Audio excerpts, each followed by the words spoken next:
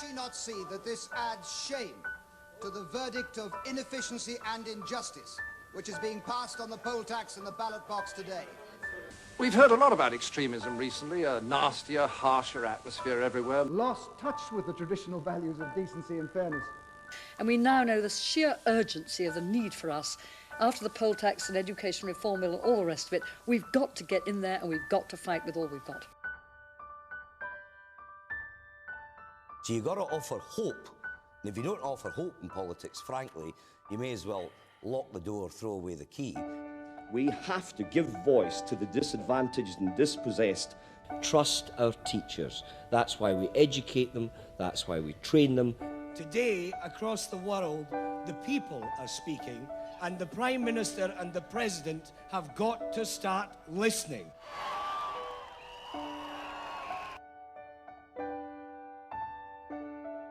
If you're against discrimination, then you have to be against discrimination in all circumstances. Turn on their television sets and they see the polar ice cap melting. Local decision-making is more accountable and more efficient. We cannot have an open-ended war where we fight there in perpetuity. People are telling me that they want to see change in our country. Now he dares to talk about fairness. Doesn't he realise how offensive that is to the millions of people who feel they've been let down by Labour? Yeah. We're absolutely clear that the support for renewables and for low carbon will continue. Their parents will be able to choose how to split the time that they get off work after their new baby is born. Any couple who wants to get married can get married. Together, we've made our country a place where we celebrate love equally, gay or straight, and for that reason, we should all be raising a glass. What makes us human is not are we identical, but do we have the imagination to to imagine what it's like to be somebody else, not to pretend that we've been through all the same experiences. Do we have the compassion? Do we have the empathy?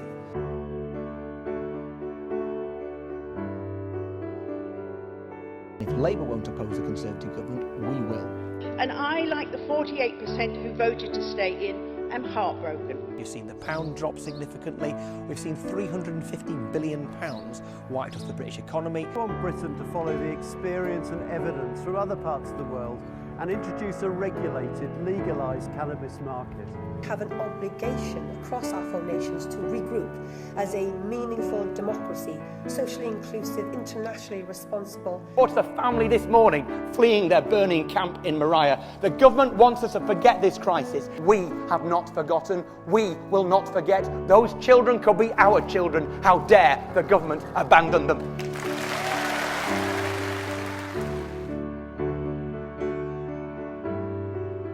This is a matter of us getting our voice heard again. Sunderland actually has a long history of electing Liberal councillors. And most importantly, I think we were the first uni society to bring the campaign, to bring the argument to stay in the EU to the university. The work we do is amazing, whether that be standing up for community politics or getting our voices heard at Pride. And I think that we offer a voice of reason, a voice of fairness. We aren't a party of extremes.